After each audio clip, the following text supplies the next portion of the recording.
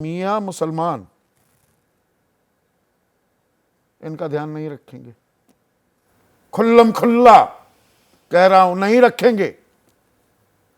देखिए, संविधान इसकी इजाजत देता है? नहीं, बिल्कुल नहीं देता। आप कह चुके हैं संविधान की का अनुच्छेद आप 14 दोहरा चुके हैं। आपने उसके इतिहास पर भी नज़र डाला कि वहाँ पे हिंदुओं की आबादी घटी है और मुसलमानों की बढ़ी है। उस चीज़ को अलग ढंग से एड्रेस किया जा सकता है।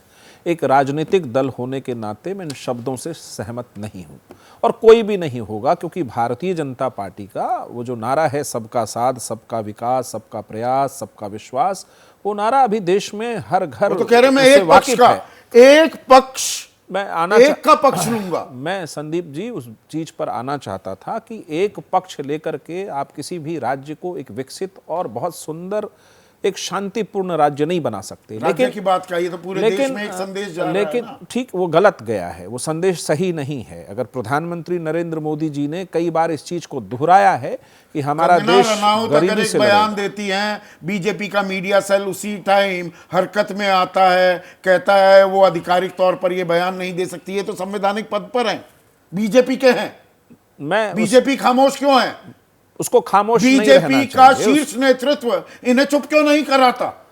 इसमें एक जड़ भी है कि अगर आसाम अकॉर्ड को सही से पालन किया गया होता 1985 में, जो राजीव गांधी जी ने किया, और मंगदोलोई कॉन्स्टिट्यूएंसी के बाईपोल से जो वहां स्टूडेंट मूवमेंट शुरू हुआ, मुझे लगता है, नहीं मैं जस्टिफाई कर रहे हैं, मैं जस्टिफाई नहीं कर रहा हूं, मैं एक चीज बता रहा हूं कि इसकी जड़ें वहां गहरी हैं और वहां पे इस तरह के फसल उग जाते हैं। लेकिन यदि भारतीय जनता पार्टी और कांग्रेस पार्टी जो एनआरसी को वादा कराई थी उसको सुप्रीम कोर्ट के ऑर्डर पे कराया, और आज इस तरह की वहां स्थिति है कि दो स्वरूप और दो गुट बटा हुआ है। ये तो कांग्रेस लेकिन के हैं, डीएनए मैं ये नहीं कह रहा कि कांग्रेस, ऐसा बयान दे रहे हैं, बीजेपी नहीं देती है, शामिल हैं। आसाम की जो भी स्थिति में है उसमें करीब करीब सभी पार्टियों की अलग अलग भूमिका में वो शामिल है, दोषी है। लेकिन ये जो कहा गया है इससे कोई सहमत नहीं होगा। इस सांसद रमेश बिधूड़ी दानिश अली को, बीएसपी के सांसद थे, फिर बीएसपी ने खैर बाहर कर दिया था, पर सांसद बने रहे लोकसभा में, उनको क्या कह रहे थे?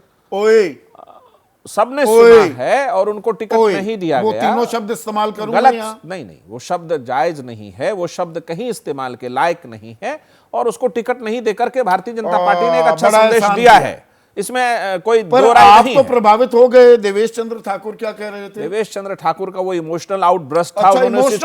उन्होंने इसको वापस ले लिया। उन्होंने स्पष्ट कहा कि कुछ लोग व्यक्तिगत रूप में हमारे पास आते थे, मैंने उनको प्रणाम किया और कहा कि मैं सांसद के रूप में सभी विकास का काम करूंगा, लेकिन फिर बाद में उन्होंने इस चीज को वापस लिया। पार्टी इस बात से सहमत नहीं होती। आप समझिए, जो नीतीश कुमार सेक्युलर क्रेडेंशियल के लिए जाने जाते हैं, भागलपुर दंगे के दोबारा जांच कराने के लिए जाने जाते हैं, तमाम कब्रिस्तानों को घेरने वाले में जाते हैं, और तलाकशुदा जितनी भी महिलाएं हैं मुस्लिम संप्रदाय से और भी संप्रदाय से, उनको हर महीने सरकारी सहायता के रूप में कुछ पैसे देने के लिए जाने जाते हैं।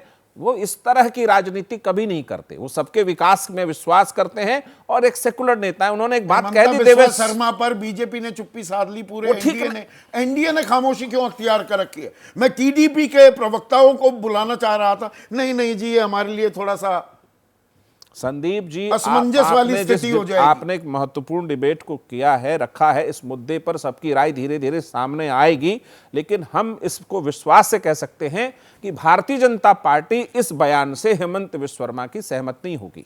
नहीं सहमत होगी, नहीं सहमत नहीं होगी। ये ममता को तो नसीहत दे रहे हैं अपने गिरबान में नहीं जा रहे। ये सहमत नहीं होगी। भारतीय जनता पार्टी ने इतिहास में इस तरह का बयान नहीं दिया है कभी, और वो बिल्कुल सहमत नहीं होगी, क्योंकि अभी वो एक विकास के कार्यक्रम को 240 सीट और पूरे एनडीए को साथ लेकर चल रही है। तो वो एक नई भारतीय जनता पार्टी है, जिसने प्रज्ञा सिंह ठाकुर को टिकट नहीं दिया, जिसने रमेश बिधूड़ी को टिकट नहीं दिया, ऐसे तमाम लोगों को हटाया, और ऐसे बयानों पर कभी न कभी लगातार वो शिकंजा कसती रही है। तो भारतीय जनता पार्टी ऐसी स्थिति में सहमत नहीं होगी। लेकिन आसाम की जो आंतरिक स्थिति है वो भी बड़ी विपरीत स्थिति है। असम स्पेसिफिक है, आसाम की स्थिति अद्भुत है। तो वैसी स्थिति में जो आप कह रहे थे कि भाषा शब्द अलग होना चाहिए, लेकिन आपने कहा कि अगर इस तरह की डेमोग्राफी बढ़ी है, वो चिंता का विषय है, उसको नीति बना करके आप काबू कर सकते हैं ना। और उसमें एक ही तरह हूं, मैंने आपने जो कहा उससे बहु विवाह सिर्फ मुसलमानों में होते हैं। सत्यप्रकाश जी ईमानदारी से बताइए। उनमें देखिए आदिवासी संप्रदाय में भी होते हैं, कस्टमरी लॉ जिनको जिनको एक्सेप्टेड है बच्चे उनमें दो होते हैं, सिर्फ लेकिन मुस्लिम, मुस्लिम दो से ज्यादा मुसलमान ही करते हैं। ईमानदारी से बताइएगा, हम सारे गांव देहात के लोग हैं। आपके बाप दादा परदादा कितने भाई बहन हुआ करते थे? ईमानदारी से बताइए। मैं बिल्कुल इस बात को मानने को तैयार हूं, मैं बिल्कुल मानने को तैयार हूं, लेकिन एक परसेप्शन बना हुआ है। चाचा ताऊ बुआ 6-6 7-7 होती थी, हर जाति में है ये, हर होते थे या गलत कह रहा हूं? परिवार नियोजन को AK वाजपेयी साहब गलत तो नहीं कह रहा हूं? बिल्कुल ठीक है, सही कह रहे हैं आप।